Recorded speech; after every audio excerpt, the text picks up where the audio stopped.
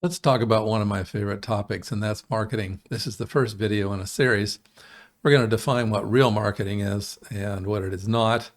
It does not have to cost a lot, and we're going to talk about what good marketing is. And we're going to talk about production and engineering oriented companies. There's still a lot of those around.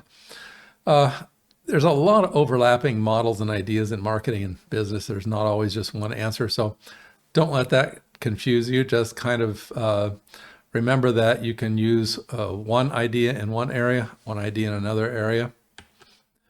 So let's define marketing. It's the activity, institutions, and processes for discovering, creating, communicating, delivering, and exchanging offerings that have value for potential customers. A lot of that's from the American Marketing Association with a few of my changes. You should also consider business-to-business marketing. It's called B2B marketing. Because that can also be very important. Marketing should be more engineering than art. There's a lot of stats, data, learning from customers, thinking. It's not just, warm, fuzzy feelings. So for example, an actual case was, customers ask if you have something to clean sludge from the inside of an oil storage tank. You ask around and you find out that, in the industry, that's a pretty common need. And right now, in order to clean those tanks, it's very labor intensive, it's dangerous, and it doesn't work very well. So a colleague mentions that, a byproduct that we have from our factory might be used for that purpose. And right now we're paying to dispose of it. So we do some R&D work. And we find out that when we mix that chemical with some hot water, spray it on the sludge, it breaks down, turns into a thin, oily substance that can be washed away, and it takes about 10% of the effort, and it can be recycled into other stuff. And you find out that you can sell it about the same cost as your customers are paying for this dangerous and nasty process. So you set up the manufacturing and you sell it to your existing salespeople. So that would be a case of marketing. That is what marketing should be doing. Let's talk about what marketing is not. Marketing is not just sales and advertising. Sales and advertising is a part of it, but in my jobs as a marketing person, my sales and advertising people were only 5 to 10% of what I was doing. It's not just a department in the company. A lot of companies set up a marketing department and somehow magical stuff is supposed to happen there. It is not selling what we manufacture. You hear that from a lot of engineers. Yeah, I had an engineer tell me, "We build, you sell." And it's like, no, you don't got it right. It is not warm fuzzies and chatting up customers. That's more like sales. It's not about what you like. It is about what your customers like. It's about what other people need and want. It is not customer service. I have heard people jokingly say that. It is about the customer serving us. Yeah, that really puts a frown on my face when I hear stuff like that. Marketing is not a slogan. It's not about slogans. It's not about tricking customers into buying your product. There's a huge difference between I got your money and I got your business. Marketing is a company-wide attitude that has to be taught, and it has to be constantly reinforced and rewarded. It is about knowing, really, really knowing your customer, and if applicable, knowing your customer's customer if you're selling through a distributor.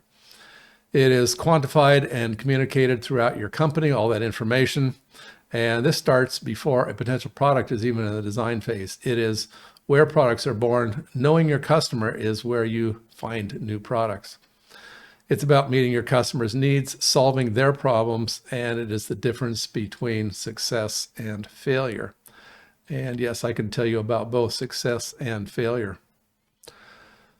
Marketing does not have to be managed by a huge department spending trillions of dollars a year, staffed by your top shelf MBAs.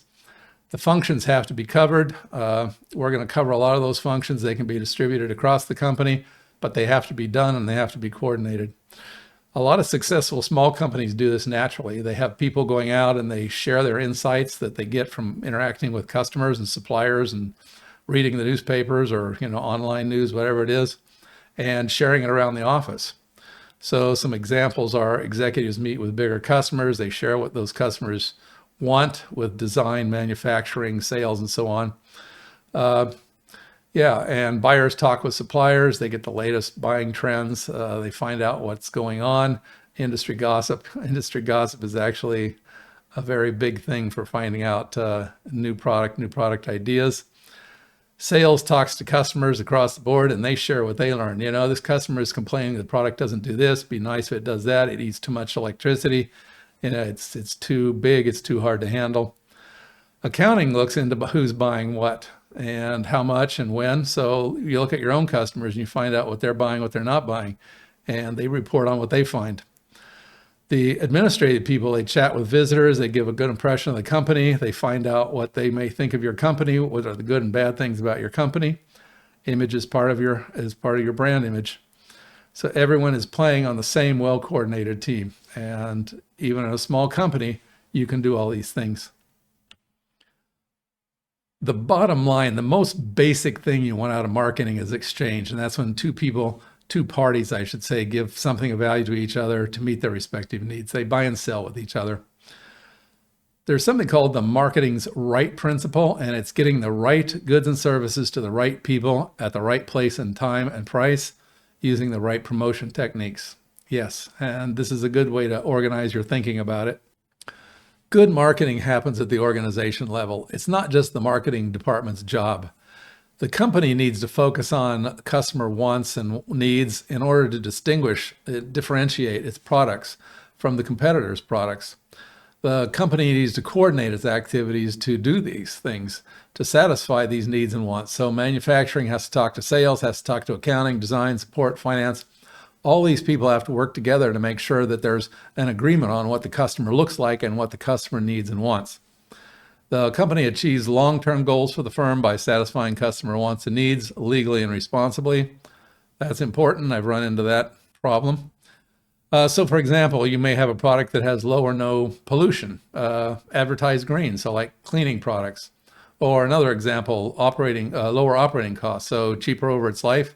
EVs, electric vehicles, are going that direction. So in summary, everyone in the company has to be singing from the same page.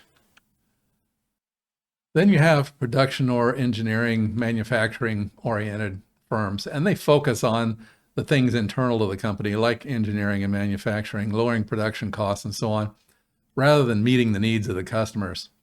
So the US Western firms did this until the early 1900s. They focused on things like mass production techniques.